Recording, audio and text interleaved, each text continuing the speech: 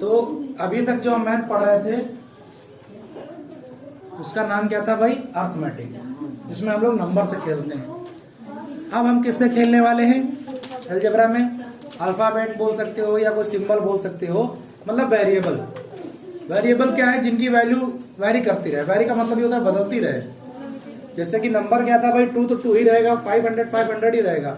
But x या y या a या b जो वेरिएबल है, कोई कहता है इसकी वैल्यू हम 10 ले लेंगे, कोई कहेगा इसकी वैल्यू हम 5 ले लेंगे। कोई भी एक इक्वेशन हम या एक्सप्रेशन बनाए और उसमें हम उसकी वैल्यू को डिफरेंट वैल्यू अगर देंगे तो डिफरेंट हमको वैल्यू मिलती रहेगी। तो अलजेब्रा पढ़ने के लिए हम क्या पढ़ते हैं? वेरिएबल्स के बारे में। देखिए, दो चीजें होती हैं, एक वेरिएबल होते हैं और एक क्या होते हैं? कांस्टेंट। कांस्टेंट क्या होते हैं? जो फिक्स वैल्यू होती है, ठीक है, ये नंबर वैल्यू है, चेंज नहीं होते। लेकिन वेरिएबल जो होते हैं वो चेंज होते हैं। वेरिएबल में आप x भी ले सकते हो, y भी ले सकते हो, a b c कोई भी ऐसा सिंबल ले सकते हो, ठीक है, और उसकी आप वैल्यू को चेंज कर सकते हो। सबसे पहले अलजेब्रा में हमने ये सीखा कि भाई कांस्टेंट क्या है और वेरिएबल क्या है। अब इसके बाद जो सबसे पहला चीज आएगी वो आएगी एक्सप्रेशन, ठीक है। अलजेब्रा में अलजेब्रिक एक्सप्रेशन आएगा। कैसे दिखाएंगे?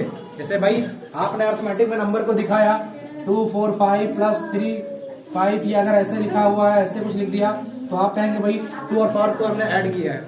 ऐसे ही अलजेब्रा में जो वेरिएबल होते हैं इनके साथ भी पूरा मैथ लगता है। क्या? एडिशन होता है, मल्टीप्लिकेशन होता है, सब्ट्रैक्शन होता है और डिवीजन होता है। और अगर आपको इनके साथ में ये चारों चीजें करना आ गया तो फिर समझिए आपको बेसिक अलजेब्रा आ गई, ठीक है। तो सबसे पहले हम क्या शुरू करेंगे? हम एक लैंग्वेज में शुरू करेंगे और उसको न्यूमेरिकल वैल्यू में लिखेंगे। जैसे हम बात करें, जो वेरिएबल हैं इनके साथ हम लोग चीजों को लिखना, जोड़ना, घटाना सीख रहे हैं। तो उसमें सबसे पहला जो क्वेश्चन बनता है वो बनता है एक्सप्रेशन का, कि अगर लैंग्वेज में लिखी हुई है कोई चीज और आप उसको अलजेब्रा में एक्सप्रेशन नीचे आइए सर, 2 मिनट में आ रहे हैं, 2 मिनट में आ रहे हैं, बैठिए चल के आ रहे हैं 2 मिनट में। क्या कह रहे थे भाई? ये पास हो गए हैं, सॉरी, क्या पास होने की पार्टी। हाँ, तो क्या कह रहे थे? बुला दिए कि लैंग्वेज में बड़ा लिखा होगा। जैसे हम आपसे कहे हैं कि सब्ट्रैक्ट 2 फ्रॉम 4, मैंने क्या बोला?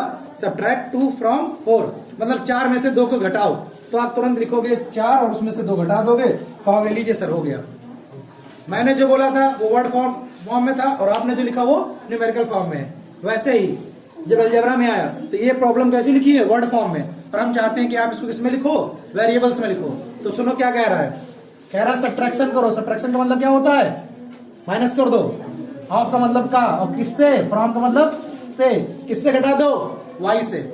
तो y से किसको घटाने को बोल रहा है? z को। तो अगर इसका हम आंसर बनाए तो क्या बनेगा? y माइनस z बन गया। आपने एक चीज सीख ली। क्या सीख ली? आज के बाद कोई भी अलजेब्रा का अगर बड़ा से बड़ा इक्वेशन दिया होगा, बड़ा से बड़ा लैंग्वेज लिखी होगी, आप तुरंत उसको किस में लिख लोगे? वेरिएबल्स में लिख लोगे। क्योंकि जब आगे आप क्वेश्चंस करोगे तो बड़े क्वेश्चंस आएंगे लेंदी, और उसमें ऐसे सिर्फ लैंग्वेज फॉर्म में लिखा होगा। तो आपको उससे इक्वेशन बनानी होगी, आपको उससे एक्सप्रेशन बनाना होगा। तो एक्सप्रेशन कैसे बनेगा? आप उस लैंग्वेज को पढ़ोगे और बस तुरंत बना दोगे। जैसे यहाँ देखो, कह रहे हैं द नंबर z, कोई एक नंबर z लेना है, इज मल्टीप्लाई इटसेल्फ, और खुद से मल्टीप्लाई कर देना है। तो मैंने एक नंबर ले लिया z और उसको किससे मल्टीप्लाई कर दिया? z से। नंबर लिया और इटसेल्फ मल्टीप्लाई कर दिया, तो z और z मिलकर कितना बन जाता है? z की पावर 2। कोई भी चीज अगर 2 बार मल्टीप्लाई होता है तो उसकी पावर डबल हो जाती है। ले हो गया। लैंग्वेज फॉर्म में दिया हुआ है और उसको हम किसमें बना ले रहे हैं? अपने वेरिएबल फॉर्म में। जैसे अब दूसरा क्वेश्चन आता है, अगर आपने पहली बेसिक सीख ली कि अगर कोई चीज वर्ड प्रॉब्लम दी हुई है तो आप उसको जो है नंबर में लिख लेंगे। अब दूसरी चीज क्या है कि जो एक्सप्रेशन आपने बनाना सीख लिया, उस एक्सप्रेशन में आप टर्म कैसे ढूंढेंगे और उसके फैक्टर कैसे करेंगे। फैक्टर वर्ड हमने एलसीएम एचसीएफ में आपको सिखाया है। फैक्टर का सीधा मतलब क्या होता है भाई? कितना तोड़ सकते हो उसको, तोड़ दो। और टर्म से यहाँ पर बात करें, कितने टर्म्स हैं यहाँ पे?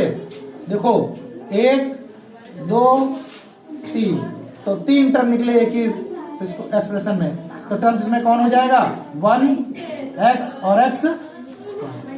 लेकिन ये फैक्टर नहीं है। अब इन टर्म के फैक्टर करो। 1 का फैक्टर क्या होगा बताओ भाई? तो 1 का फैक्टर तो 1 ही होगा, इसको तो तोड़ ही नहीं सकते। x का फैक्टर क्या होगा? अकेला है बेचारा, वही रहेगा। लेकिन इस एक्स स्क्वायर में फैक्टर हो सकते हैं भाई। इसमें कितने एक्स है? 2 एक्स है, तो इसको 2 एक्स में हम तोड़ सकते हैं। तो क्या लिखेंगे? X into x. इस तरह हम इसका फैक्टर भी कर सकते हैं। सब लोग 2 मिनट का टाइम लीजिए और इसमें बताइए टर्म कितने हैं? 2।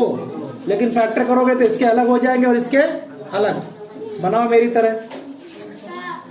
तो जिंदगी में देखो भाई, 5xy था और क्या था?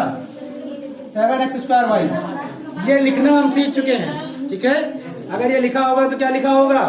A number x multiply by 5y। या बोल सकते हो a number y multiply by 5x, और इस तरह लिख दिया होगा। लिखना तो हमने सीख लिया है। अब उसके बाद क्वेश्चन नंबर 2 किस प्रकार का आएगा कि हमको उसमें टर्म ढूंढने। कितने टर्म है इसमें?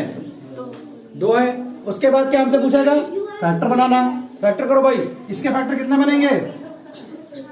कितने टुकड़ा हो सकते हैं? 5 अलग जा सकता है, x अकेला और y। फैक्टर का मतलब होता है तब तक तोड़ो जब तक वो अकेला ना हो जाए। कौन बनेगा? 7, एक x, इसमें 2 x निकलेंगे और एक y। ये हो गया इसका क्या फैक्टर।